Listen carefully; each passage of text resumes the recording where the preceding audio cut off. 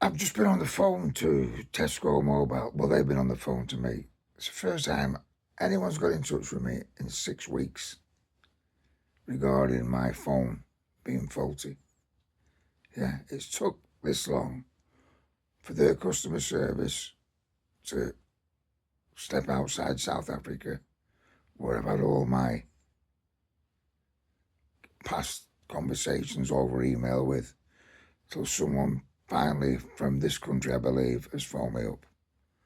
Anyway, have a listen to what he's going to say, because I'm not happy with it and I'm going to go to the Ombudsman. But this is the conversation we've just had. He said he was recording it for training, so I'm doing the same. And we failed to, of course, have that booked in and collected from you. You contacted us a few times to request that and possibly been misadvised on occasion. Is that right? Yeah, probably 6 or 7 times, yeah. Well, listen to the calls. So there's 2 calls that you've made. One on the 10th, which you booked in the repair, and we sent you labels. Now, you didn't. But you called us the same day to say, I've not received the labels, and then we said, you can take anywhere up to 24 hours. Yeah. You waited until the 11th. He called us back and said, I've still not received the labels. He spoke to Julian, and he contacted our repair centre and said, you've not received the labels, is there another option? And the repair centre mentioned a package. Alright? So the repair centre said, right, we'll send an email over to our admin, get them to cancel the booking, and we'll send out a package, a Jiffy bag to call it. Yeah. Now, that never happened, because the reason being is we can't actually send a Jiffy bag out for a repair. A Jiffy bag can only be sent for a cancellation, so that repair centre agent got it wrong. So it weren't the agent on the phone who spoke to, Julian, because he just took on board what that agent told him. So you're waiting for a package that never arrived, basically. Is that right? Yeah. Yeah. So I can see that we did send the labels to your email address. I don't know why you didn't get them. That's not something, unfortunately, that we can view, but we can only see that we sent them labels to your email address on the 10th of December. Oh, I don't believe he did. Yeah, well, that's it. You don't believe we did, but we would say... Well, I haven't got the email. Yeah, have you checked your junk and spam? I've checked everything. Yeah, but that's it. All we can see is, right, we've sent a label to this email address, and if that's your right email address, you should have received them. If you haven't, unfortunately, it's not something we can investigate. You'd have to contact your email service provider.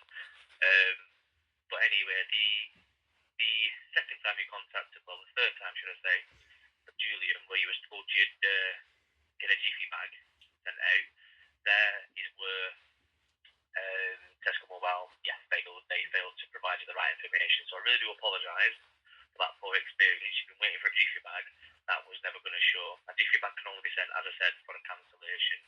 So there's only 2 ways we can book your device in for a repair, which is, yes, the labels, which you're not getting for whatever reason, or we have to send DPD to come and collect it from your postal address. So it's took you 6 weeks to tell me this? If that's how long it's took, I do apologise. I think I've got 14 separate emails. Have you read all the emails with the conversation on? Yeah. I can see you've been having a conversation with the email team where they've apologised a few times. For South Africa, mate, to be honest. Sorry? For South Africa, I've been having from Arim to Boshim to... I haven't been able to contact anyone in this country whatsoever. Well, that's not something you can request, alright? Mr. Stafford, we need to put that sort of... You can't request to speak to somebody from England. If you get somebody from South Africa, you have to deal with it with that agent. No, I don't. If I want a customer service and I want my phone, right, which I bought in this country, I have nothing against South African people. I have nothing against anybody. I requested to talk to someone who understood my situation. There's nobody who's going to understand my situation in South Africa.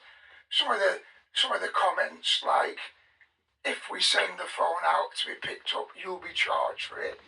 And then some of the comments stating that I was no longer under warranty. It's abhorrent. The way you've treated me is disgusting. I'm going to the Ombudsman anyway. I don't really care. Or I don't think it's going to matter what you say today. Okay. Because, just by the way you've talked to me this morning, you seem like it's some minor issue. 6 weeks without a phone. Yeah, that I'm paying £29 a month for, which I'm about to cancel, actually. Yeah. No, and as I said, I do apologise that we've not got you. Yeah, but you've just come into the scene, mate. I've lived in the scene for 6 weeks. I'm 67-year-old. I'm severely disabled. I can hardly walk. Yeah, that's my lifeline. I don't have any other means of communication. If I hadn't had the old phone that I've been using before this, then I would have had no communication whatsoever. And the emails and such as that were just, I just thought they were junk mail. I thought it was actually something that was coming back, let's say in a sense, like, just messages that have been sent out by a computer. It all seemed to be the same old thing to me. There was nobody prepared to listen to me. And like I said, it's 7 weeks now, isn't it? 6, 7 weeks since I reported my phone faulty, and there has been no email with any stickers on, because all the emails I've talked to people on, I've never mentioned what you've just said, that there was one sent out. Not one person has said that. There is not one bit of evidence to say that you ever sent it out, and I don't believe you did send it out. Yeah, and let me tell you something else, right? Yeah, the phone doesn't belong to you anymore. You sold me a dodgy phone. You sold me, maybe you didn't know about it, but you sold me a phone with a power problem. Because after 5 weeks, I got in touch with Google, and I sent it back, and they've replaced that phone. And it doesn't even have the same number now. The M number, whatever it's called, to identify the phone. It doesn't have that number now. They've replaced the set because of a power issue. And you couldn't be bothered to help me through that. So as far as I'm concerned, when I get to the Ombudsman, I'm not paying for customer service anymore because you don't have one. And I'm going to actually push the Ombudsman not to pay for the phone anymore because it's no longer your phone. You sent me a dodgy phone out that failed power-wise. Google have replaced it, and you actually... Where's the phone? Sorry? Where is the phone? Where is the phone? Yeah. The phone's with Google. Well, yeah. At the end of the day, unless we can get it back and investigate there is a fault, then we unfortunately can't, investigate that now. You've sent it to Google. You contact Google, because Google have replaced the all board, the main board. I've got the phone now. I'm talking on it now. But it's not your phone anymore. You sold me a phone that had a power issue. Okay. So this phone now isn't your phone. I've got a replacement off Google. But you couldn't be bothered doing that because you continually told me that it was going to cost me X, Y, and Z to have it even investigated, and that I'd have to pay for the packaging backwards and forwards. What kind of nonsense is that? I've had this phone 4 months. Let me ask you, please, Peter, who told you you have to pay for that? It's on one of your emails. I've checked the emails, and it doesn't mention you would have to pay to return it. Well, it does. I can't actually get to the email now. Okay. But there's an email stating that it was no longer under warranty if there was damage caused to it or anything like that. Water, blah, blah, blah, everything like that. And the same email states that I would have to pay for the return and the inspection of the phone. So if there is any damage, or if it's water damage, we can still repair it for you, but there would be a cost for inspection. There was no water damage. There was no damage to it. It had a power fault. Well, that's it. We have to send you an email just to let you know that if there is... Well, it took you about 6 emails to send that. You see, you didn't send that first of all when you sent me all the promises of the jiffy bags and all the promises of everything else, of the print on there. You just said that was right towards the end, actually. In fact, I've replied by saying, oh, wow, suddenly you're trying to put the blame on me after your incompetence, because that's what it was. Just incompetence. And you say, I shouldn't have to want to talk to an English person.